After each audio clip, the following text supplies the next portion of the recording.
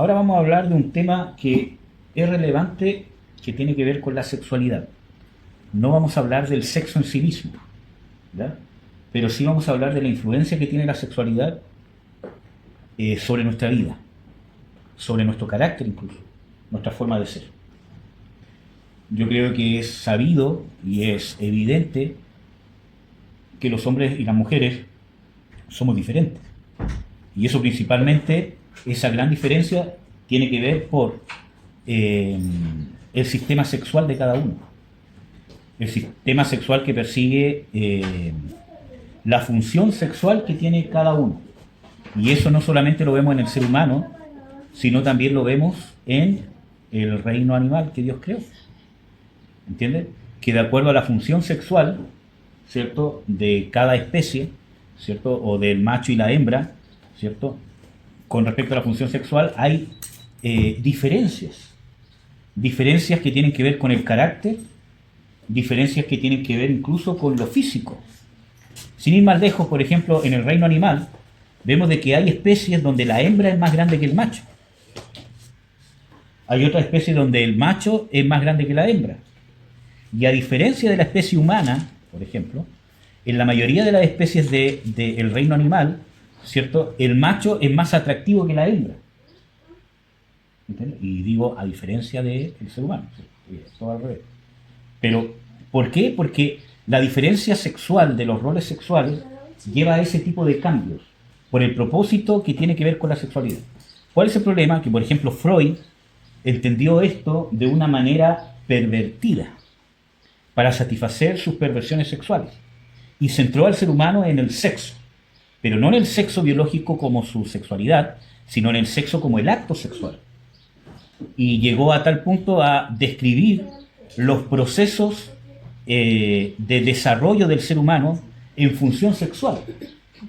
A temas tan, aberrantes, de que decía, de que el niño cuando es pequeño se echa todo a la boca por un tema sexual, dando una alusión al sexo oral.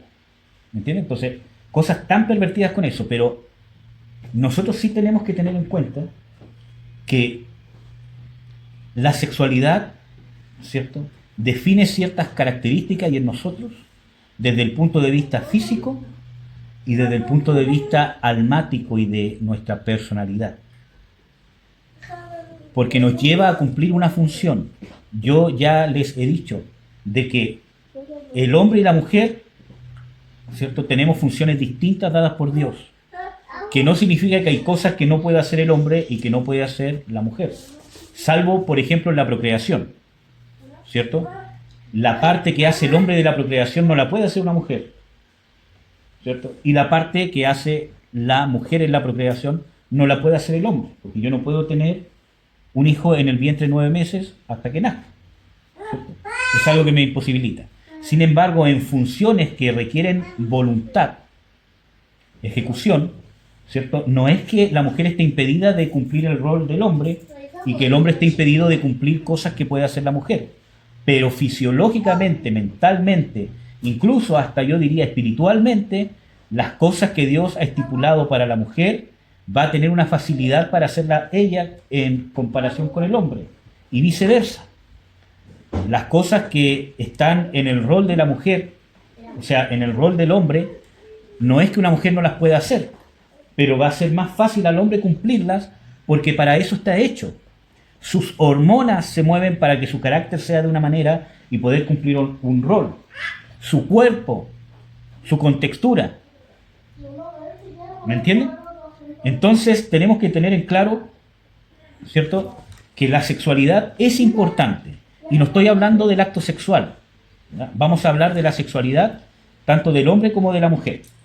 Entonces, creo que es bien sabido, ¿cierto?, que en el sistema sexual femenino nos encontramos con estrógenos, que tienen que ver con el desarrollo sexual, el ciclo menstrual, la salud ósea y la distribución de la grasa en el cuerpo, ¿cierto?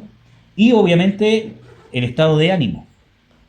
A tal punto nos lleva el tema de los estrógenos, ¿cierto? La progesterona, que tiene que ver con el ciclo menstrual y también con el embarazo, y también con la salud ósea, ¿cierto? En cierta manera, principalmente en el periodo de la perimenopausia y la menopausia. ¿Entiendes? Por eso que es importante para una mujer hacer ejercicio, no solamente de cardio, sino de fuerza. Porque en el tiempo de la perimenopausia y la menopausia pierde salud ósea y muscular por causa del declive de estas hormonas. ¿Me entiendes? Entonces, es algo que yo no puedo evitar perder estas hormonas. ¿Me entiendes? Entonces, para compensarlo, necesito tener una actividad. Por eso que, se recomienda hacer ejercicios de peso. Por eso que yo cuando hago las clases, tengo a puras mujeres. Ven. Sí, mi niño. Entonces, no es simplemente hacer cardio, sino que yo les empecé a hacer ejercicios de fuerza. Y después de un año todas me dicen, hoy sabe que me siento mejor, incluso hasta el ánimo, ya no ando tan idiota con mi marido. Entonces les dije, es que es por eso, porque, ¿cierto? Tiene que ver ese desgaste de hormonal que tiene una mujer, ¿cierto? En cierta edad, que es normal, pero necesita ser de alguna manera compensado, ¿ya? En los hombres, ¿cierto? Nos encontramos con andrógenos como la testosterona, que tiene que ver con el desarrollo sexual, obviamente, con la salud ósea y muscular, el comportamiento sexual, la producción de glóbulos rojos y distribución también de grasa corporal. Porque las distribuciones de la grasa corporal en el hombre y la mujer son distintas. ¿Me entienden? Por ejemplo, estoy dando un ejemplo. Entonces, nosotros tenemos que entender, ¿cierto?, de que si mantenemos una mala salud sexual, no estoy hablando del acto sexual, sino que estoy hablando de la salud sexual, de que yo soy un hombre, por ejemplo, o en el caso de ustedes, yo soy una mujer, ¿cierto? ¿Qué es lo más saludable para mí? ¿Me entienden? Las horas de sueño incluso son distintas. ¿Me entienden? Entonces, ¿qué es lo más saludable según mi sexualidad? Y aquí nos empezamos a encontrar con ciertas diferencias, porque las hormonas sexuales también influencian sobre nuestro estado de ánimo, sobre nuestra alma. Por ejemplo, el hombre, cuando tiene bajos niveles de testosterona, ¿cierto?, de una forma no normal, se vuelve más irritable, más depresivo. Que no significa que la testosterona o la falta de testosterona lo esté causando. Muchas veces es un efecto, ¿no? Pero, y también cuando hay exceso de testosterona, hay un exceso de confianza y muchas veces yo me pongo más competitivo y también puedo llegar a ser más irascible. Entonces me tengo que mantener en un equilibrio, así como en el caso de las mujeres, también en el caso de los estrógenos. Cuando bajan o suben, obviamente hay una influencia sobre el estado de ánimo, entre otras cosas. Entonces yo necesito mantener un tema saludable. ¿Por qué? Porque tenemos que entender entonces cómo podemos amar. Porque mi amor, ¿cierto?, también tiene que ver con mi sexualidad. Y les vuelvo a reiterar, no estoy hablando del acto sexual, ¿cierto? Pero la forma de expresión de amor van a ser distintas. Van a ser distintas, ¿ya? Por ejemplo, nos encontramos en la Escritura, ¿cierto?, que Dios le dice a los esposos: amad a vuestras mujeres como Cristo amó a la iglesia, ¿cierto?, el cual se entregó a sí mismo por ella, para santificarla y purificarla. ¿Entiendes? Entonces muchas veces pensamos de que solo es responsabilidad del hombre amar a su esposa. Y sí, es responsabilidad del hombre amar a su esposa. Pero ¿qué le dice la Biblia a hombres y mujeres? Ámense los unos a los otros como yo los he amado. ¿Me entienden? Por ejemplo, también las escrituras dicen: las esposas sométanse a los maridos, ¿cierto? Pero eso no exime al hombre de respetar y someterse también a una mujer. ¿Me entienden? Porque las escrituras dicen, por ejemplo, a todos, hombres y mujeres, a nadie tengan por inferior, sino ustedes como inferiores a los otros. ¿Me entienden? Pues si bien hay una diferencia en nuestra sexualidad en el amor, o en la expresión de amor, ¿cierto? Hay mandamientos que son generales y que son para todos. La mujer tiene que amar a su marido y el hombre tiene que amar a su marido. El tema está que el hombre lo pueda expresar de la manera correcta. El hombre tiene que respetar a su mujer y la mujer tiene que respetar a su marido. El tema que enfatiza la Biblia es que la mujer lo respete de la manera correcta. ¿Me entienden? Y para eso tenemos que dejar de estar centrados en nosotros mismos. Volvemos al mismo tema. No puedo ser yo el juez de mi propia vida. Tengo que someterme al único que es juez, que es Dios. Por eso que me tengo que cuestionar mi forma de ser, mi forma de gestionar mi amor, mi sexualidad, ¿es correcta?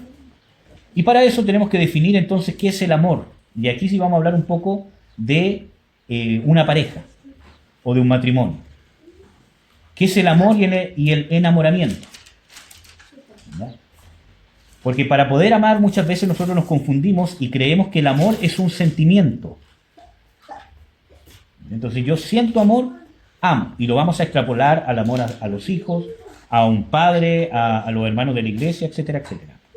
Y para eso nosotros tenemos que entender de que el amor no es almático. El amor de Dios no es almático. Produce un efecto en el alma importante. Pero el amor de Dios es espiritual. Y le vuelvo a reiterar, espiritual no es místico ni que esté flotando en el aire, ¿ya? Sino que cuando hablamos de espiritual estamos hablando de origen, del combustible, de la materia con que está hecha el amor. El amor real. Entonces, el amor no es solamente un sentimiento, es una decisión. ¿Por qué? Porque, por ejemplo, ¿cómo actúa nuestro cuerpo, nuestras hormonas, cuando nos enamoramos?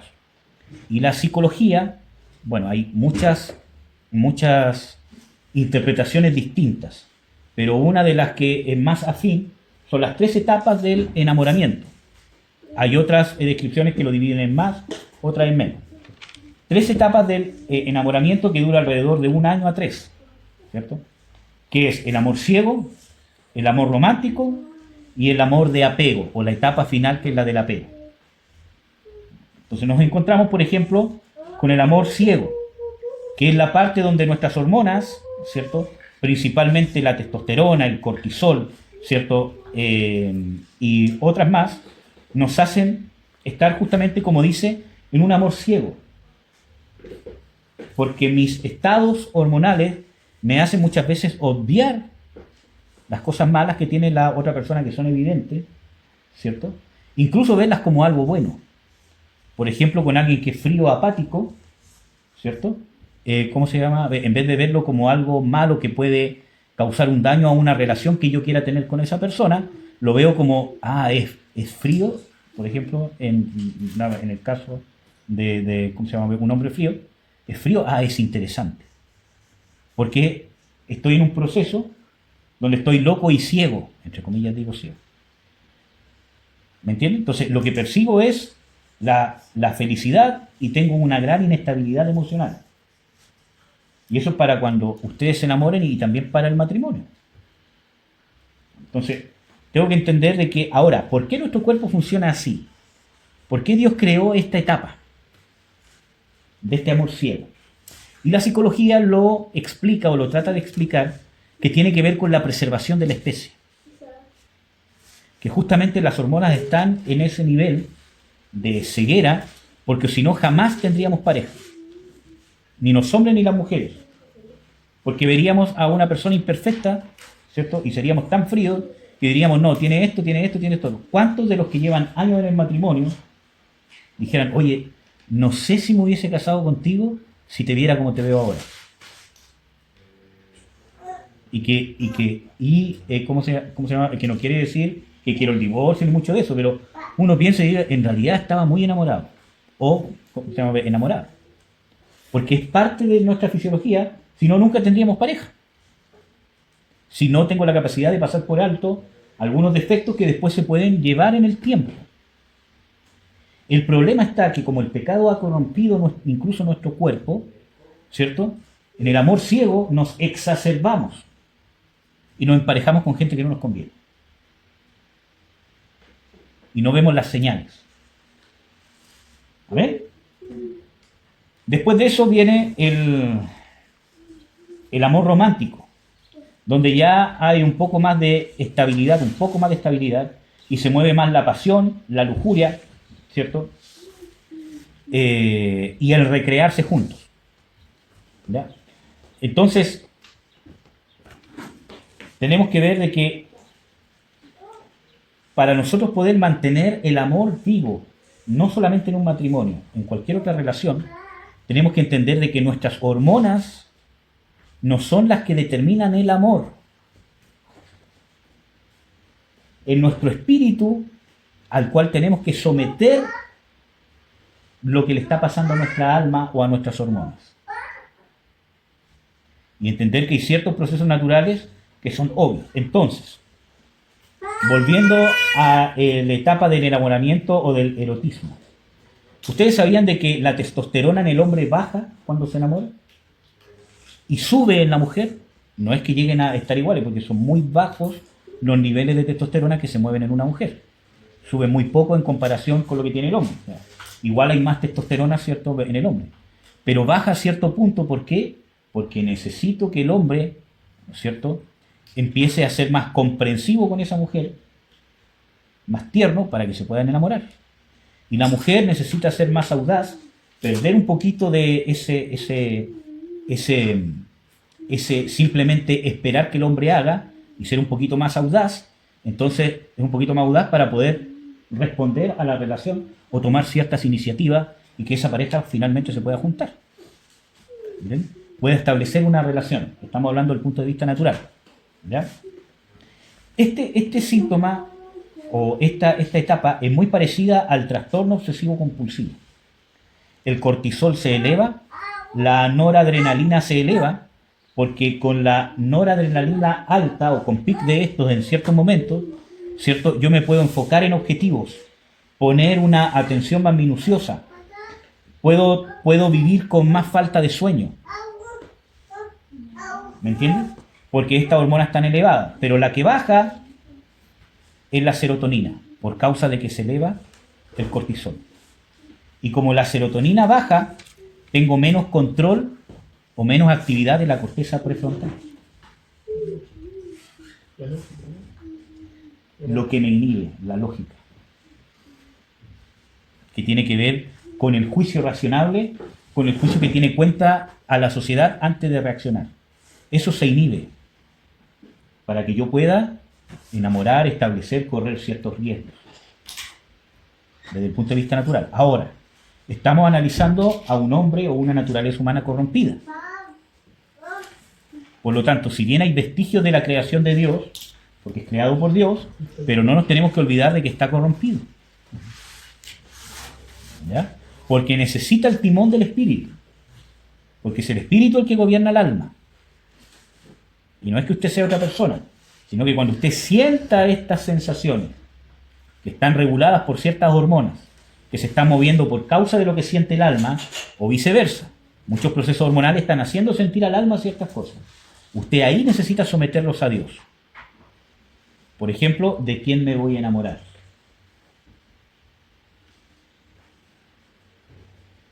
En el caso para los que estamos casados, ¿me voy a seguir enamorando de mi esposa? En el caso del amor hacia los hijos, ¿los voy a seguir amando? O con los padres. ¿Me entienden? Bueno, esta etapa de cierto el enamoramiento es hay una excitación sexual constante, ¿cierto? Y ojo, de que los orgasmos, ¿cómo se llama? Y perdón que hable tanto así, pero los orgasmos inhiben las áreas de la corteza del lóbulo prefrontal, que tiene que ver, como ya les dije, con la reflexión, con el buen juicio y con actividades responsables. Por eso que es importante la actividad sexual en el matrimonio. ¿Por qué? Porque cuando yo no tengo una buena actividad sexual, voy a sobreestimular mi corteza prefrontal y le voy a encontrar tantas cosas malas a mi cónyuge, que las tengo y que usted las tiene, ¿cierto? Que vamos a terminar, ¿qué cosa? Divorciándonos. Entonces, naturalmente, la sexualidad nos lleva a un equilibrio. ¿Me entiendes? ¿Qué más? Después nos encontramos con la otra etapa que ya les dije, que es el amor romántico. En este caso, ¿cierto? Entra como protagonista también la noradrenalina, la dopamina, y ya se empiezan a elevar los niveles de serotonina. Y ya empieza una etapa donde ya más disfruto la recompensa más que simplemente la excitación sexual loca. ¿Ya? ¿En qué sentido? En el caso de los hombres, empiezan a actuar ya más visualmente. Los niveles de testosterona se empiezan a nivelar, ¿cierto? Y las mujeres actúan, como se dice, más preocupadas de los detalles, ¿cierto? De la emoción, etcétera, etcétera. Y tratan de buscar a un hombre, ¿cierto? ¿Cómo se llama en esta etapa? Que sea el mejor proveedor de genes. Estamos hablando de el área natural. No necesariamente el mejor proveedor de dinero, sino el mejor proveedor de genes. Y muchas veces esos detalles, ¿por qué? Porque aquí es la mujer la que va a determinar si se llega a quedar con el hombre que ya la enamoró, ¿me entiendes? Si esto pasa a más serio. Entonces empieza a preocupar más de esos detalles.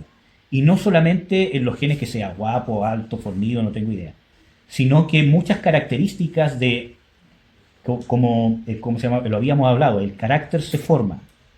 La personalidad es un resultado de la interacción del carácter con el temperamento. Muchos aspectos del temperamento de la persona tienen que ver con la genética, que le va a transmitir a mis hijos. ¿Me entienden? Entonces es algo natural. Ahora, hablamos en un gran resumen de lo natural. Sin embargo, la psicología se queda ahí.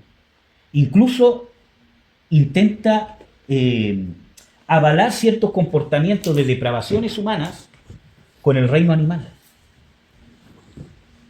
Por ejemplo, yo vi un estudio de una psiquiatra que quería comprobar el tema del homosexualismo. Quería avalarlo en la especie humana. Entonces, ¿qué hizo? Tenía en un campo, tenía una crianza de primates y a la vez tenía primates también, o monos, ¿cierto?, que los estudiaba en su hábitat, ¿cómo se llama?, natural. Y ella encontró que en los primates, en los monos, habían ciertas actitudes homosexuales, cierta actividad, ¿cierto?, homosexual, ¿cierto?, que tiene que ver para mantener ciertos lazos sociales. Entonces ella, con ese estudio que lo venía haciendo de años, dijo de que la homosexualidad no era algo antinatural. Porque si el reino animal, que no tiene supuestamente influencias sociales, religiosas, etcétera, etcétera, nacía como algo espontáneo, ¿cierto? En el ser humano no podíamos nosotros, según sus conclusiones, determinar que el homosexualismo era antinatural, porque ese era uno de los argumentos más fuertes, ¿cierto?, para no darle aval al homosexualismo. Antes, por lo menos. Ahora ya no es un argumento tan fuerte. Que era antinatural. ¿Cierto? Sin embargo, nosotros tenemos que entender de que así como nuestra naturaleza está caída del ser humano, también se corrompió la naturaleza fuera del ser humano. Las escrituras dicen de que la creación gime con dolores de parto por la manifestación gloriosa de los hijos de Dios.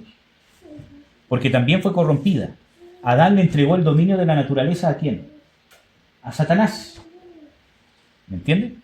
Entonces, no nos podemos avalar de un comportamiento del reino animal para avalar comportamientos nuestros. ¿Por qué? Porque si usted va a Génesis 1, se encuentra con una similitud. Vamos a Génesis 1.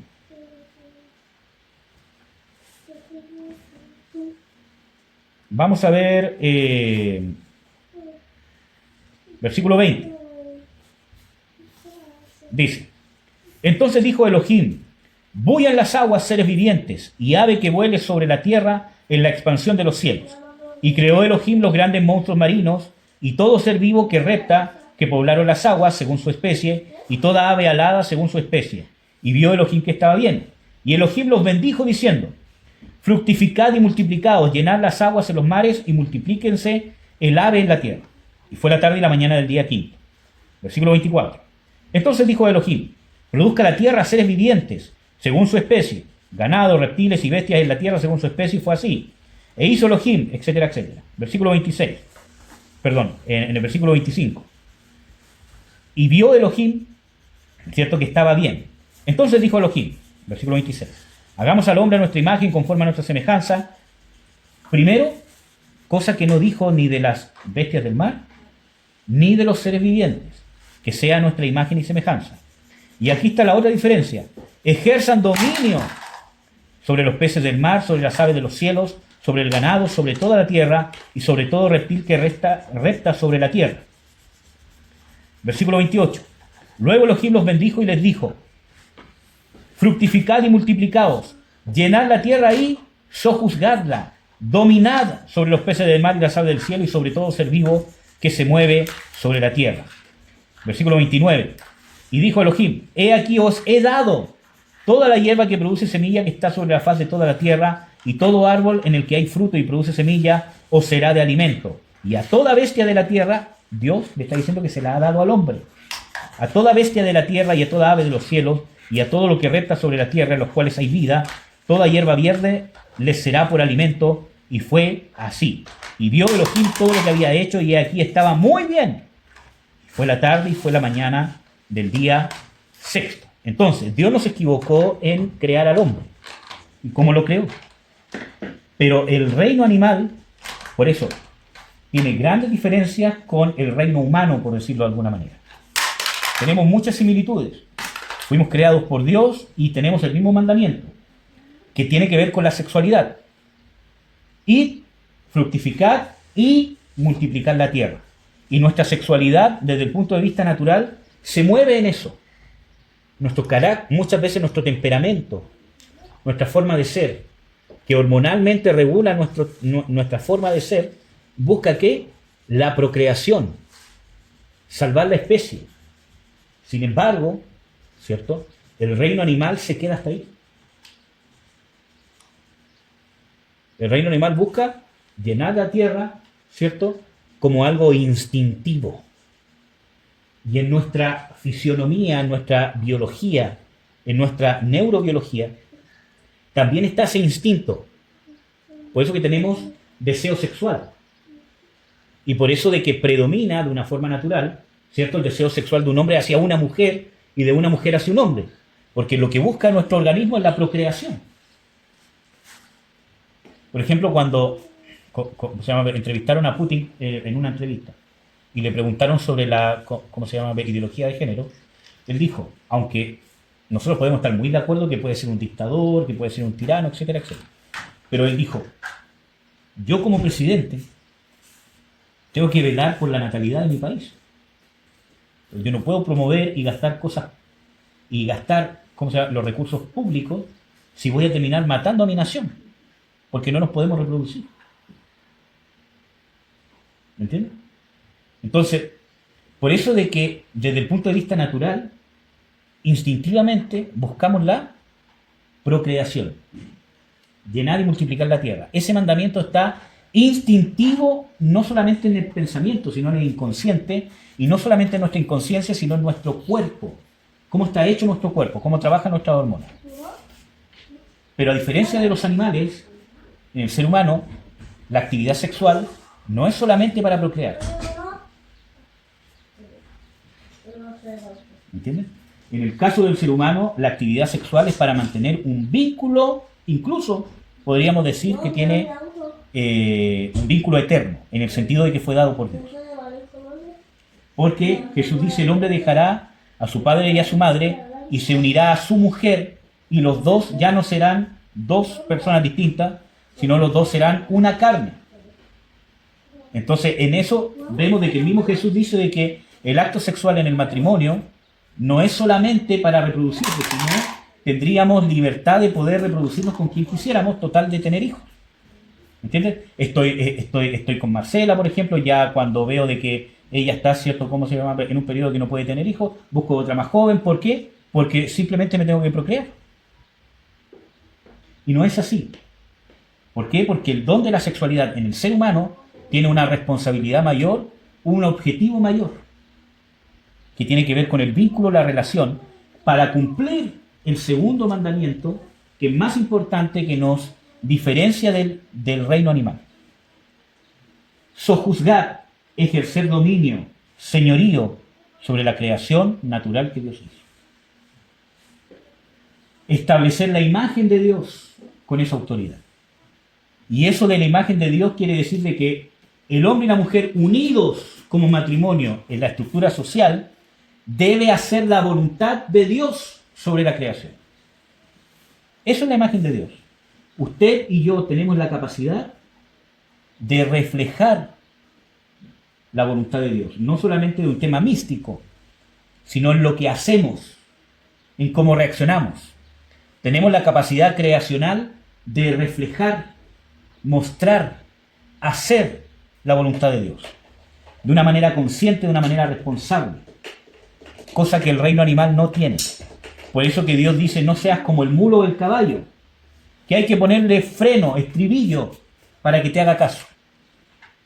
Porque el ser humano no fue creado para ser una mula, llevado por Dios hacia donde Él quiere que vaya, prácticamente porque Dios pone las circunstancias para que haga lo que quiere. Por ejemplo, ¿cómo lo hizo Dios para llevar a los animales al arca? Le dijo el león, en 2 días más quiero que estés, ¿cierto?, en el arca. Actuó sobre su instinto. El animal fue inconscientemente al arca, pero Dios lo estaba llevando, por ejemplo. Entonces, no digamos que Dios dijo, ¿sabes qué, león? Trata de no comer carne, ¿cierto? Y de no, matar hasta que salgas del arca. Dios tuvo que obrar en su instinto, inhibir el instinto de carne, de cazar, ¿cierto? Para que pudiera estar en el arca por casi un año, creo que es más de un año. Pero el león, el tigre, quien sea, era inconsciente de ello. Y a veces nosotros queremos que Dios nos guíe así, de una manera inconsciente. Y nos comportamos como al nivel del reino animal. ¿Entiendes? Y no son las circunstancias externas las que nos tienen que llevar a la voluntad de Dios. Nosotros tenemos la responsabilidad, y no solo la responsabilidad, sino tenemos la capacidad de hacer la voluntad de Dios. Y cuando no la hacemos, es porque no queremos hacerla.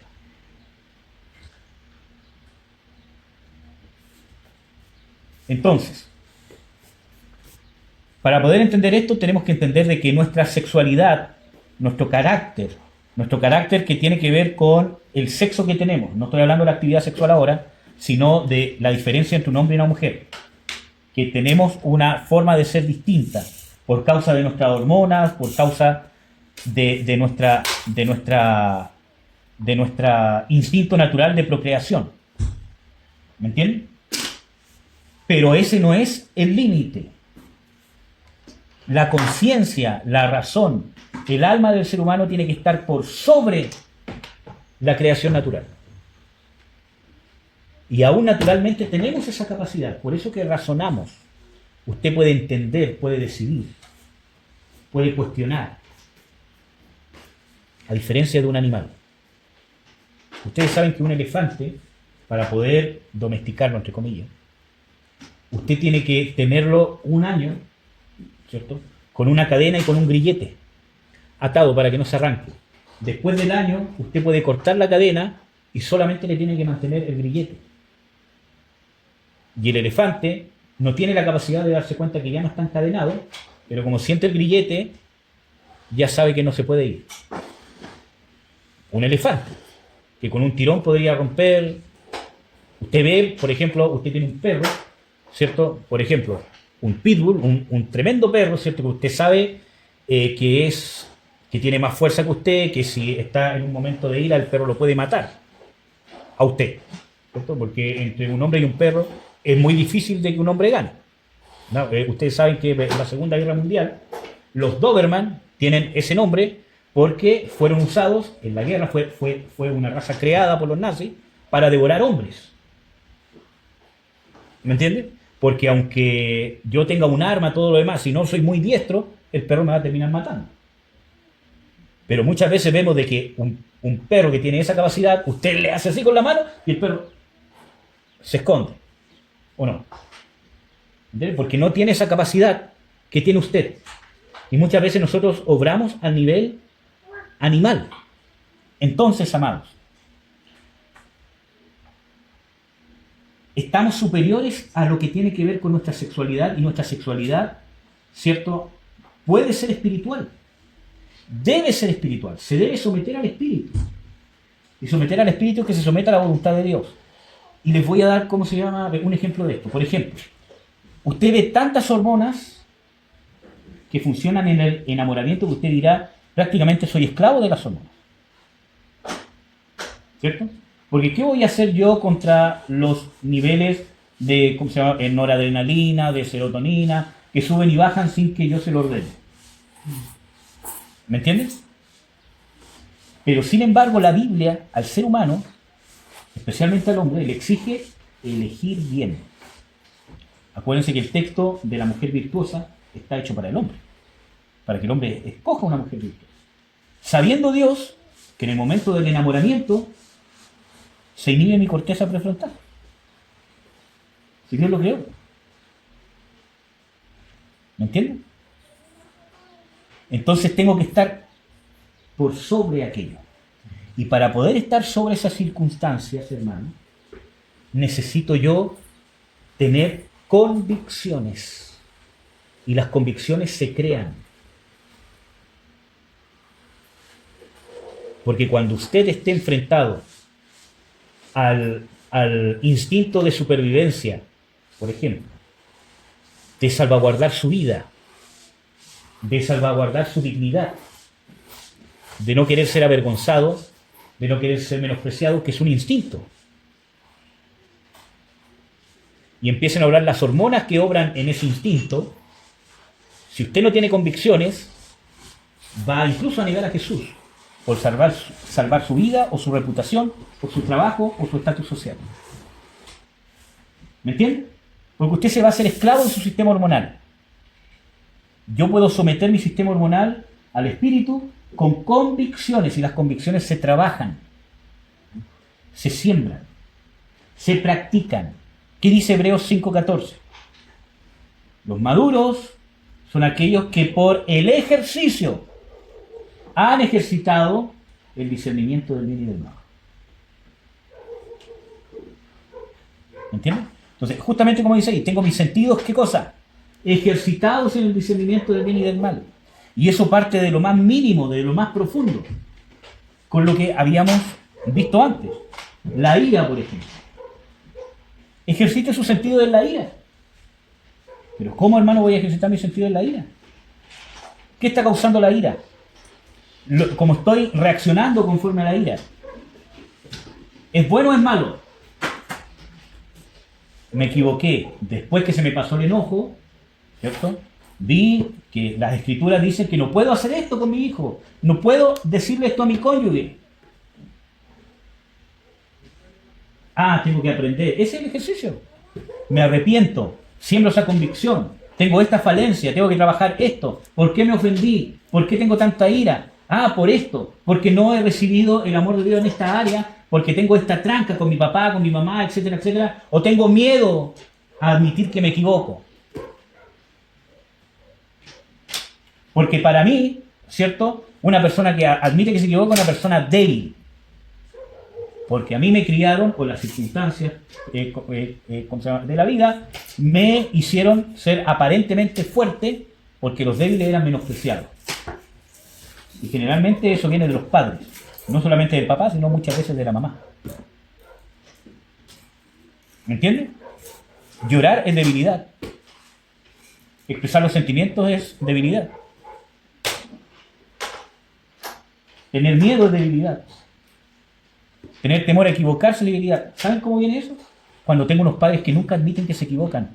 Cuando abiertamente yo me di cuenta que se equivocaron conmigo. y nunca llega el papá o la mamá y me dice, hijo, hija, perdóname, me excedí, me equivoqué. Entonces, ¿qué es lo que pienso yo? Que admitir un error es síntoma de ser débil.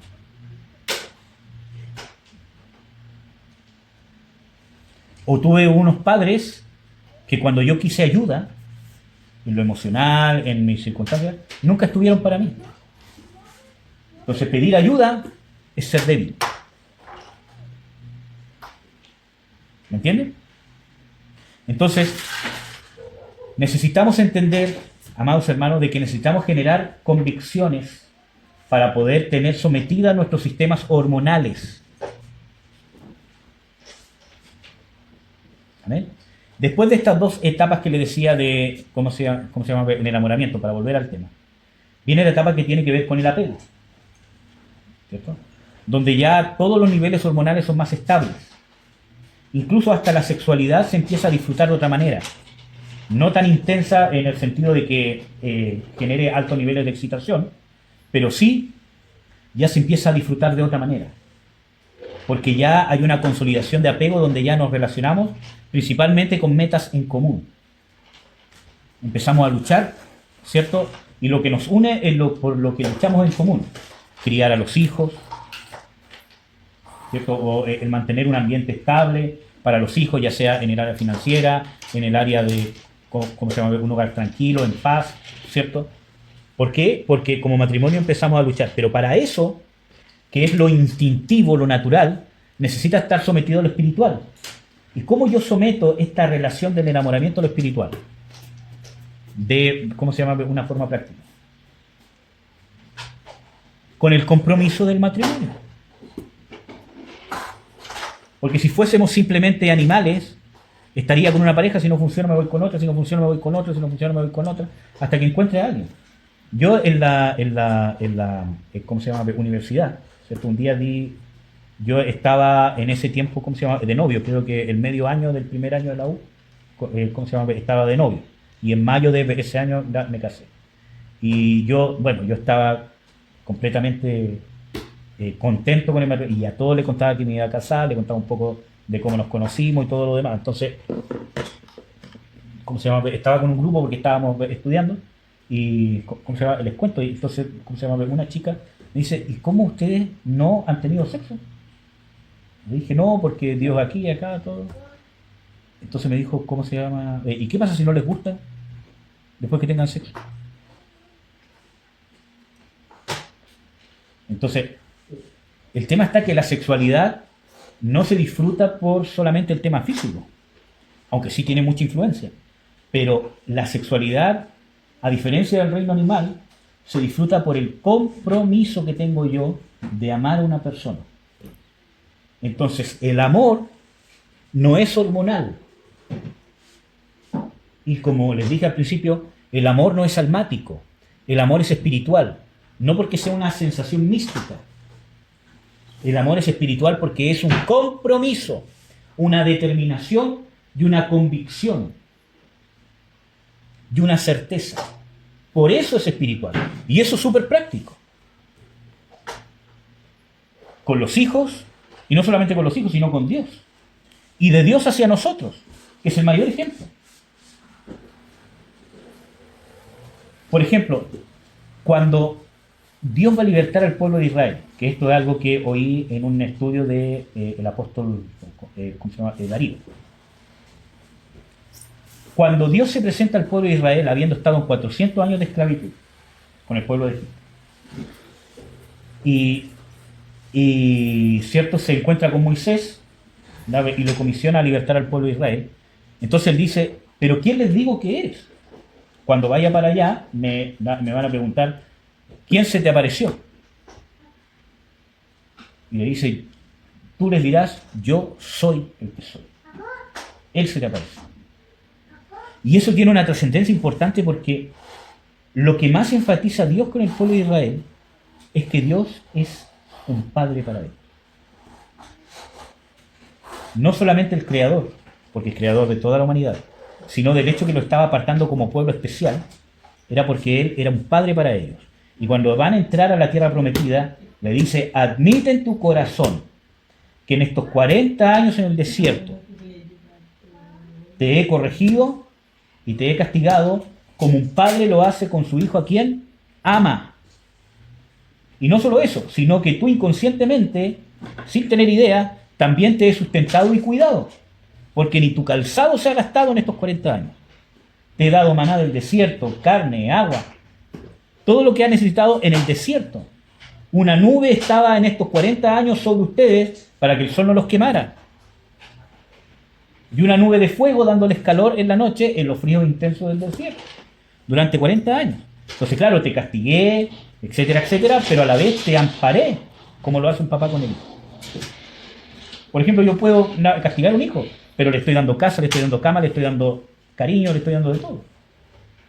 Porque no es que lo esté castigando por odio, ¿me entiendes? Sino como un padre.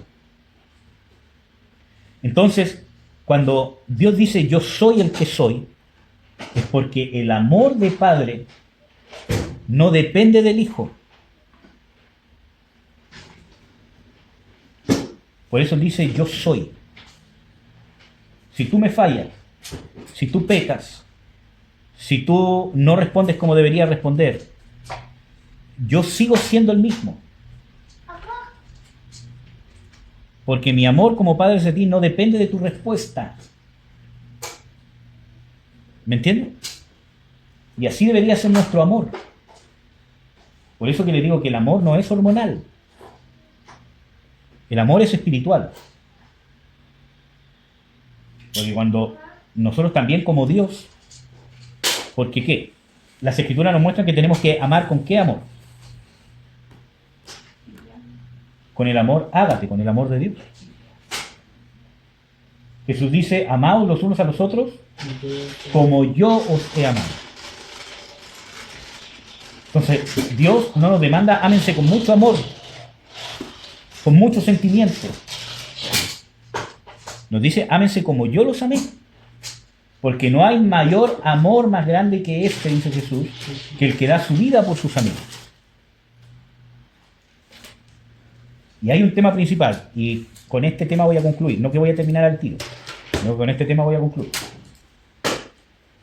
Nos encontramos que Dios nos dice que su amor depende de Él mismo. Por eso que también nos dice con amor eterno te he amado. O sea, un amor inalterable. Nosotros nos deberíamos amar a nosotros y esto extrapólelo a su familia. Porque muchas veces pensamos que el amor ágape se tiene que dar solamente con los hermanos de la iglesia. Y el amor ágape es para todos. Dios dice de tal manera amó Dios ¿a qué? Al mundo. ¿Y cómo se llama? ¿Con qué amor lo dio? Lo amó. Un amor ágape. Porque entregó a su Hijo Jesucristo. Cuando usted ama a su cónyuge, a su hijo, a sus padres, a sus hermanos, lo tiene que amar con un amor que no depende del hijo, no depende del cónyuge, no depende del hermano, no depende del papá. Por eso que la Biblia dice honra a tu padre y a tu madre y no dice honra al buen padre y a la buena madre. ¿O no? Dice honra a tu padre y a tu madre para que te vaya bien. Entonces, en el matrimonio, con los hijos, bueno, voy a dar, ¿cómo se llama? Un ejemplo con los hijos, pero solamente como ejemplo, y usted lo puede extrapolar al matrimonio, lo puede extrapolar a cualquier parte.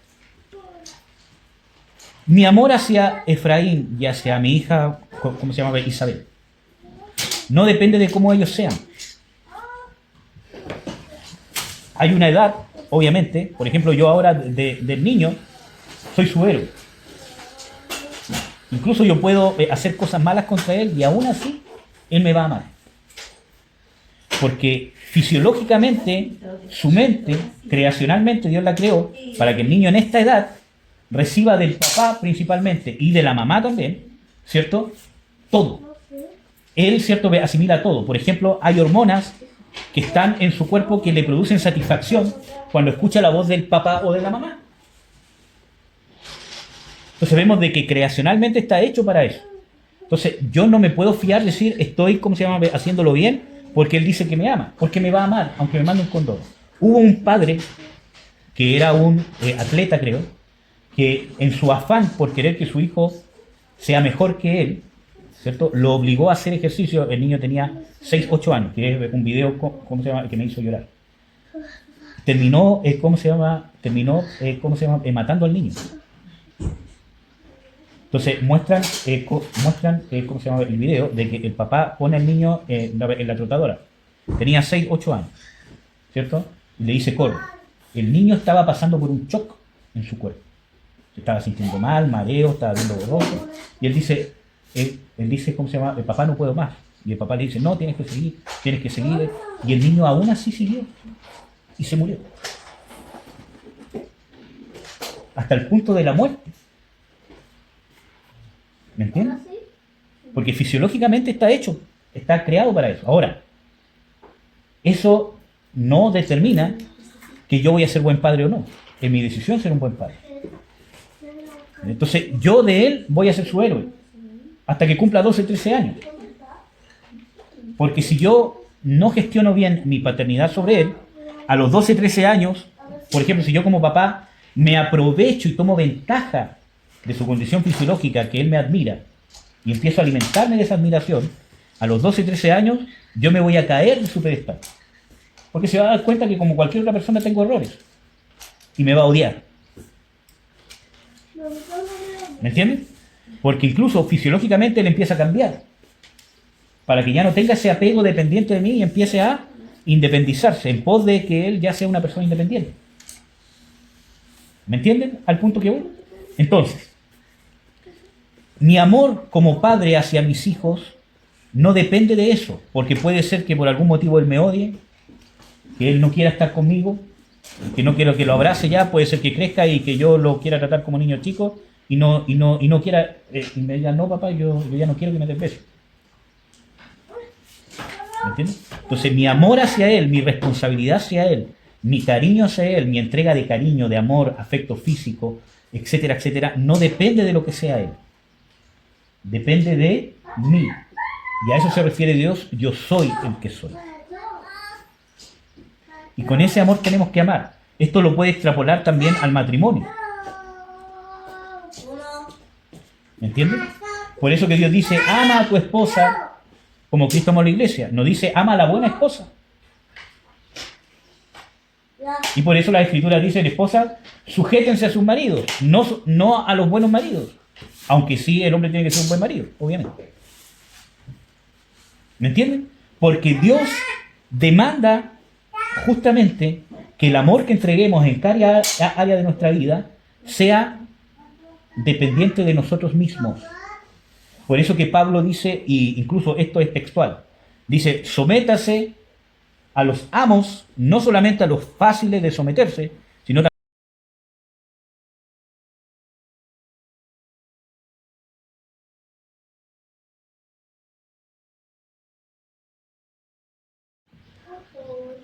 entonces debemos estar nosotros atentos. Sí, mi niña. Debemos estar atentos, ¿cierto?, a si realmente lo que yo pienso, lo que yo hago, lo que creo ser, es realmente conforme a la voluntad de Dios. Si Él está estipulando o yo estoy sometiéndome a lo que Dios establece que es bueno y malo. Porque yo, les voy a contar una cosa. En una oportunidad tuve una crisis, ¿cómo se llama?, de pánico o de angustia, en el trabajo, cuando estaba trabajando en el CEREM. Y por más que intenté, aislarme, ¿cierto?, para que no me vieran, poder orar tranquilo, etcétera, etcétera, hubo una de las personas que estaba, ¿cierto?, en mi grupo, que me vio y le fue a avisar al psicólogo que había en el CEREM. Entonces él fue, empezó a ver dónde estaba, y me encontró. Y como me vio, ¿cierto?, en la crisis, tuve que contarle ciertas cosas. ¿Saben cuál fue el consejo que me dio? Divórciate. ¿Me entienden? Entonces, yo dije, mira, yo tuve que contarte, y fueron ciertas cosas nomás, porque tuviste que estar en una crisis, era evidente, y por tu trabajo, porque lo respeto, etcétera, etcétera, pero yo soy cristiano. Y el amor es una decisión. Y él me dio sus argumentos, sus contraargumentos. Entonces, vemos, hermanos, de que tenemos que ver bien quiénes están determinando en nuestra vida lo bueno y lo malo. Y eso es sumamente importante que usted lo vea. ¿Quién es o quién está determinando en usted lo bueno y lo malo? Porque como les dije, ¿cómo se llama al principio? Por ejemplo, ¿cómo se llama en la psicología? Te dicen tú puedes. O te entregan un premio de